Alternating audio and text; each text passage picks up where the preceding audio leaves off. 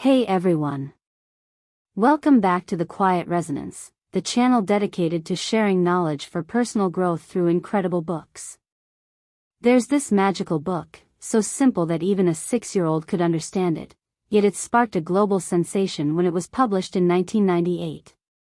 The elite and successful call it a life-changing revelation, and that's Who Moved My Cheese, by Spencer Johnson, one of the world's most respected authors. Through a simple fable about two little people and two mice searching for cheese in a maze, he highlights a major issue in today's society. More and more people are trapped in self-destructive mental loops, overthinking and complicating problems, ultimately cornering themselves in the maze's dead ends and resisting change. If you're still wrestling with anxiety, confusion, or overthinking, this book can give you the motivation and antidote to change. So, join me now as P Version shares the core way to stop overthinking through the story of Who Moved My Cheese. The fastest way to ruin yourself? Overthinking. Two little people, hem and haw, and two mice, sniff and scurry, live in a maze. Their daily task is to find cheese.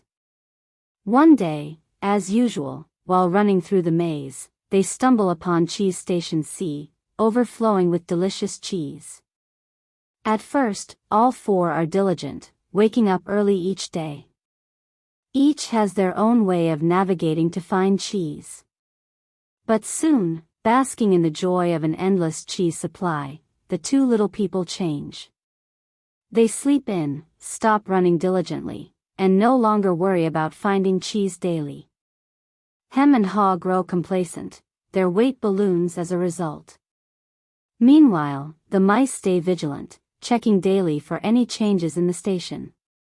The little people think they can live comfortably like this forever, but the good times don't last. Suddenly, one day, all the cheese disappears. Caught off guard, hem and haw are stunned, then furious, accusing each other and cursing whoever took their cheese with harsh words. Within days, they're screaming in hunger, desperation, and helplessness. Why did the author choose humans and mice as characters throughout the story? The big difference between humans and animals lies in the brain and our ability to think. But sometimes, complex thoughts can trap a person in an inner maze, driving them into a dead end. The mice never overanalyze. When the situation at Cheese Station C changes, Sniff and Scurry adapt immediately, hitting the ground running to find a new cheese station. Meanwhile, the little people spend ages debating what to do next, analyzing and reanalyzing, complicating the issue. Thoughts like, "What the heck is going on here? Why is this happening to me?" flood their minds, clouding their judgment. By the time Sniff and Scurry find a new cheese station, hem and haw are still stuck assessing the situation at Station C, drowning in the pain of their loss. The real source of your suffering isn't losing something or someone defying your wishes, it's the relentless internal battle within you. Self-destructive overthinking is the quickest way to burn yourself out. In psychology, there's a term called rumination, meaning to chew over, like cows, goats, or sheep that eat, regurgitate, and chew again in a cycle. A ruminating person thinks and rethinks the same idea, getting caught in a loop without ever reaching a decision or solution. Hem and haw fall into this rumination trap when their cheese vanishes. What about you?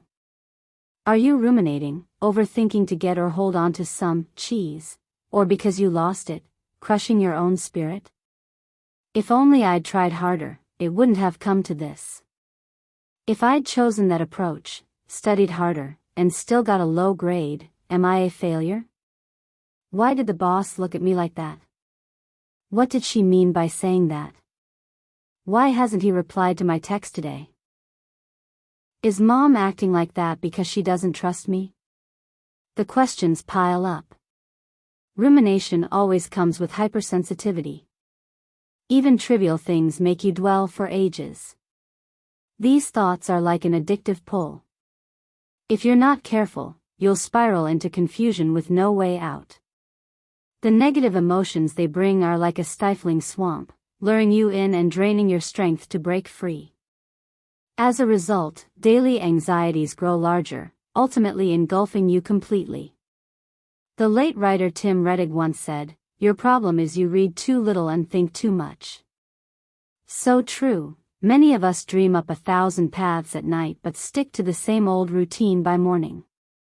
If your worries and thoughts keep gnawing at you without action to resolve them, they'll snowball, weighing you down until you can't breathe. No one can help you at this point except you, by throwing a punch to break the emotional cage and escape your chaotic inner maze. The root of all troubles. Thinking too much, doing too little. Of the two little people, Ha is the first to save himself.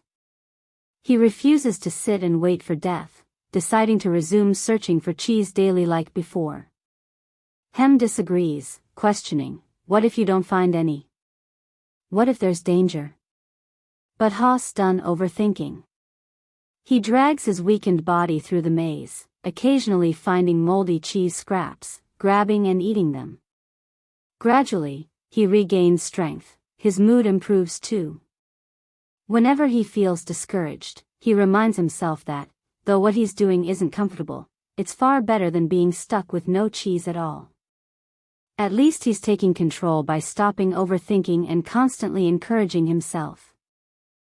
In the end, Ha finds cheese station N, like the mice, but this time, he's no longer obsessed or dependent on the huge cheese pile. Each day, he visits Station N, eats, then roams the maze to keep searching. Meanwhile, Hem keeps complaining about his loss, waiting for death to creep closer. This ending reminds me of the famous glass of water experiment in psychology. A professor held up a glass of water and asked students, "How heavy do you think this is?" Some said 5 grams, others 10, but the professor shook his head and said, "The weight depends not on grams but on how long you hold it. At first, it might feel like 5 grams. Hold it all day, and it's hundreds of pounds. So, how do you shed this burden? Simple, put it down. That first action leads to the right ones next." The root cause of all burdens and anxieties is thinking too much and doing too little. Overthinkers always want more information, updates, certainty before acting. But chasing smoothness or perfection only breeds more problems. Endless thoughts drain the willpower and energy you need to solve issues. The best way to stop self-destruction is to stop looking outward, shift focus inward, and zero in on action in the present. Lost your cheese? Find another. Failed this time? Study for the next. Boss giving you attitude? Focus on today's work diligently. Someone hurt you with words? Arrange some flowers, exercise for a healthier body, or do what you love. Often, one action beats 1,000 thoughts. One change is worth more than pointless persistence. Instead of tormenting yourself with inner turmoil, use action to break the deadlock. Whoever took my cheese? Let them have it. Some of you might still wonder, "I know overthinking's bad, but I can't control it. What do I do?" If you can't act to change, you need to understand the truth behind your self-destruction. Overthinking stems from excessive expectations. As the author writes, the maze represents society's complexity and our inner world. Cheese symbolizes what you want most at a given stage in life: a high-paying job, a happy relationship, a healthy body, a beautiful mansion, others' approval, a prize, or a contest win. We all seek our own cheese, believing it'll bring happiness. But once we have it, many grow dependent. When it's gone, we feel hurt. This is a terrifying cycle in the maze. Without staying awake, you'll easily get lost with no way out. Before you have the cheese, you crave it. If you don't get it, you doubt yourself, resent circumstances. When you have it, you get complacent, reluctant to leave your comfort zone. If you lose it, panic sets in. Throughout, many things shift beyond your control. When something unexpected happens, if your heart still clings to expectations about the cheese, emotions and thoughts will overwhelm you, leading to failure in many areas of life. In psychology, there's an effect called wander, named after a high-wire performer. Wander always focused fully on walking the wire, succeeding every time. But one performance, he obsessed over its importance, saying he couldn't fail. Tragically, he slipped and died. Psychologists call this the wander mindset, focusing not on the task but on gain or loss. Fixating on results or others' judgments makes you neglect the task, piling on pressure, overthinking, and self-destruction. In this state, things often go the opposite of what you want. The best way to stop overthinking is action. To sustain action with freedom and joy, simply stop focusing on outcomes. Once you let go of expectations about any cheese, thinking, I must get into school A or B, prove myself to my parents, earn more money, she must love me as much as I love her, I can't be ridiculed, others must respect me, and so on, you'll naturally have fewer worries tied to the cheese. No matter what happens, or how someone speaks harshly or looks at you with disdain, you'll stand like a solid wall, unshaken. Letting go of expectations and results doesn't mean giving up ambition. No one can bind you but yourself. Release expectations, and you'll find true freedom to do what truly matters to you. Trust that a simple, pure self, free of noise, will guide you. This is the secret to success, as the self-taught genius Faraday said, pursue success wholeheartedly, but don't expect it. The result is often success. Each of us is a shining star in our own world but a mere speck of dust in others. Placing expectations on others or external things like wealth, fame, or status will only lead to a futile life.